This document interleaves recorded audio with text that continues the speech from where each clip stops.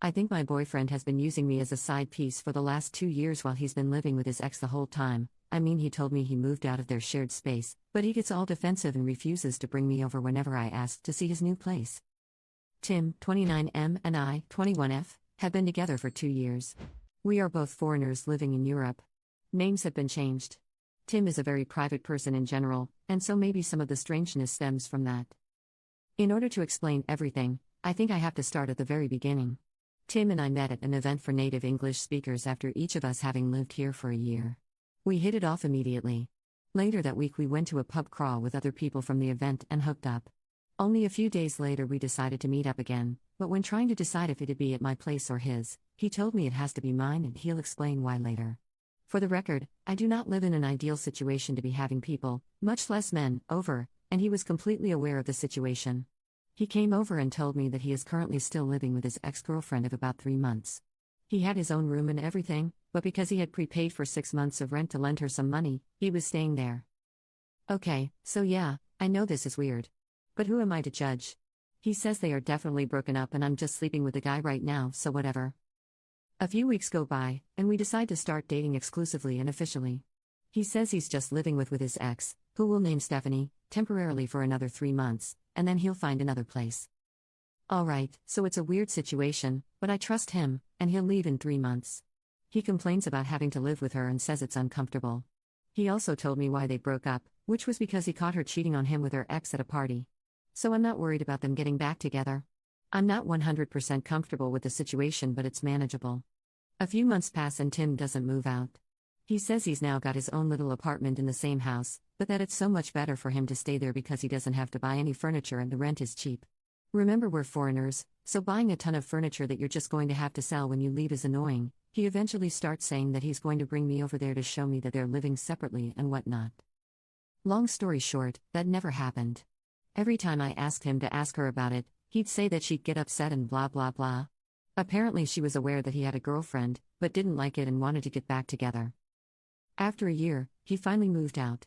Not into his own place, but into the spare room at his buddy's house. I had been to this buddy's place before, only once, though, and that has been the one and only time I've ever met one of his non-mutual friends, which is suspicious and strange on its own. I didn't help with the move, not for lack of trying, so no, I never saw him move his stuff there. Again, this was a temporary solution until he found a place of his own. Through various circumstances, company being bought out which lead to job insecurity, him being extremely picky about finding an apartment, he has still yet to move into a place of his own. It's been about 10 months since he moved into his buddy's place, and I've yet to be there, even though I've asked many times. He always says yes, but then later says that he doesn't want to intrude or be a nuisance, etc. So essentially, I've never seen where he lives. Those things, along with me never having met his friends or Skyped with his family, are the underlying basis for my suspicion, but here's where the real stuff comes. Last night, when I couldn't sleep, I went Facebook stalking. I searched for tagged photos of Tim because I know he's weird about his Facebook and doesn't let tagged pictures and posts show up on his wall.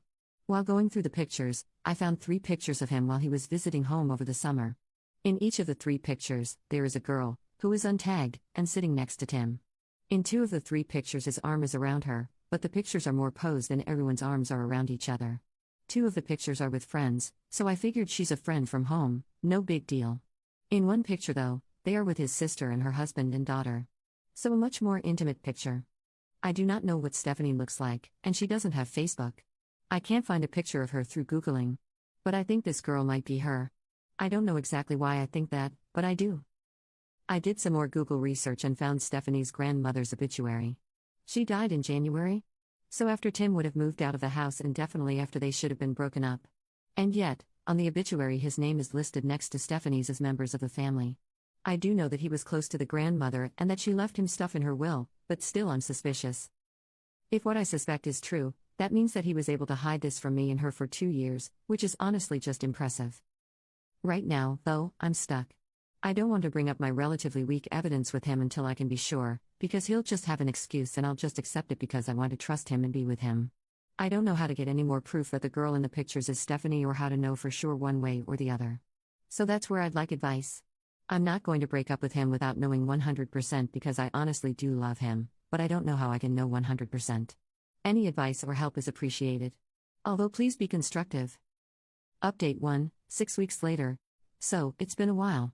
The story was developing and I didn't want to update without knowing anything for sure. I never expected my post to get so much attention, and minus the few comments and PMs about being a slut, I really appreciate all of the input everyone had, and I read every single comment and message.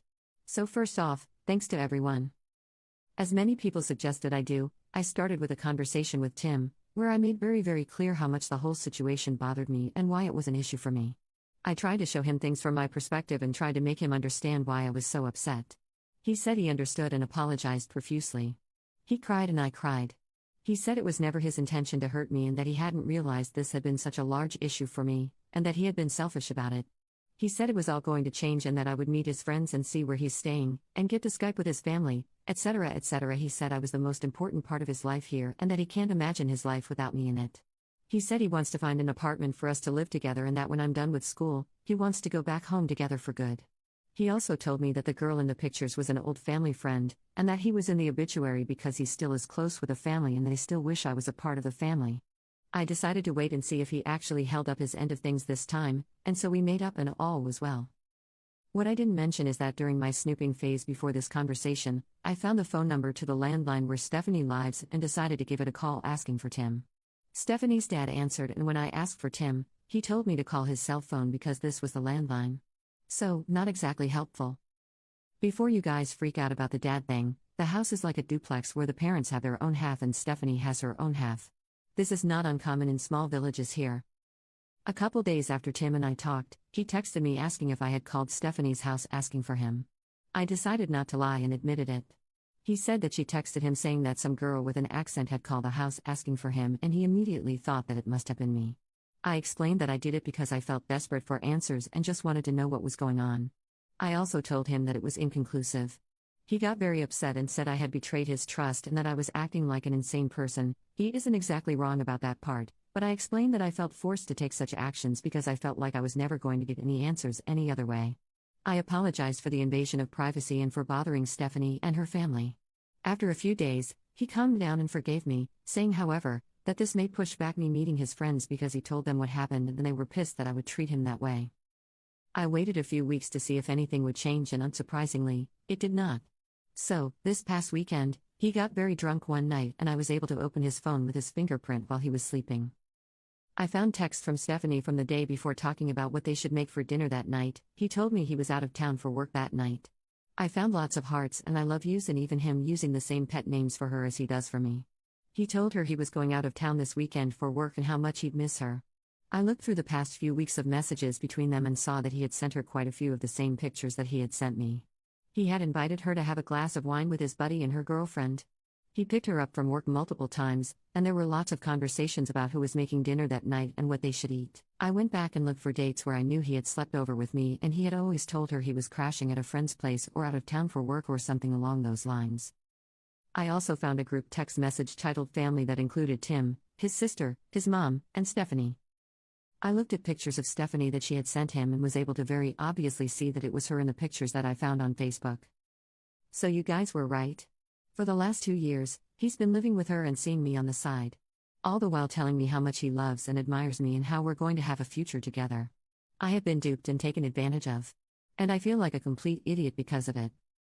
I haven't talked to him yet, but when he comes over later in the week, I plan to tell him that I know everything. I also plan to tell him that he is a complete asshole. In my ideal conversation, he'd explain to me why he did this and what the fuck he was thinking during all this, but I am pretty sure those are just things that I'll never know or understand. Obviously, I will break up with him.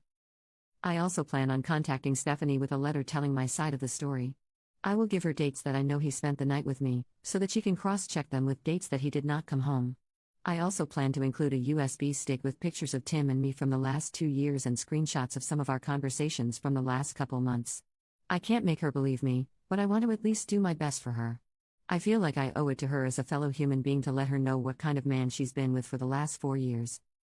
I'm open to absolutely any advice on my plan and on how to move forward from this. I won't lie, I feel so lost and so helpless right now. By breaking up with Tim, I'm losing a huge part of my life in this country, and I'm definitely going to be feeling this hole for a while. So any help is appreciated. Thank you guys so much for listening and sorry this is long AF. I got carried away. Update 2. Again, I'd like to start off this post with a thank you to everyone who responded with constructive and helpful advice. I read every comment, reply, and PM. So, I took your advice and did not try to have a conversation with Tim. I realized that since he was so successfully able to manipulate me for 2 years, having one last conversation with him was bound to end up with me doubting my findings and perhaps my sanity. I wrote Stephanie a 3-page letter, detailing the relationship that Tim and I have had over the past 2 years, making clear that it was serious and not just a fling.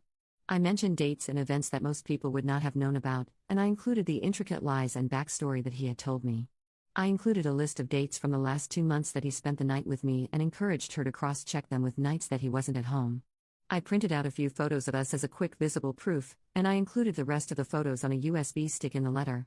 The stick also contained screenshots of any particularly incriminating conversations that we've had over the last few months. I scanned postcards that he had sent me from various vacations and included those as well. For safe measure, I also included a copy of the letter, in case the hard copy went somehow mysteriously missing. I gave her my email address and phone number and asked her to contact me if she wanted to. On Wednesday night, I had someone drive me to where she lives.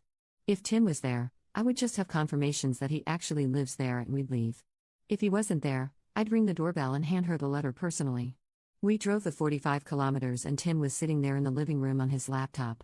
It was obvious he lived there. She was nowhere to be seen. His and her names were on the mailbox. I called to see if he'd pick up and he ignored the call. We headed back home. On Thursday morning, I mailed the letter. I ensured that it was registered post. In order to receive the letter, she'd have to show her ID and sign for it. On Friday, the letter arrived. She was not home, so she received a notification to go pick the letter up at the post office. On Saturday morning, she picked it up and I got an email of the receipt with her signature on it.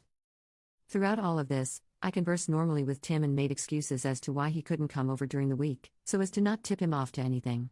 He stopped talking to me about 20 minutes after she picked up the letter Saturday morning, and I have not heard from him since. He has, however, defriended me and my family on Facebook. I have not heard from Stephanie either. So, now it's really over. I hope with my whole heart that he was not able to lie and manipulate his way out of the situation with her, but I will probably never know. I do not expect to hear from him again. I feel very lonely, taken advantage of, and beaten down. I'm going to do my best to try to come out of this situation without trust issues and without being cynical and jaded. I'm seeking therapy to make sure I don't slip into depression. For now, I need to find ways to distract myself and fill up any free time. Thanks again for all your help, r/relationships. This really sucks, but I'll get through it and hopefully be a stronger person for it.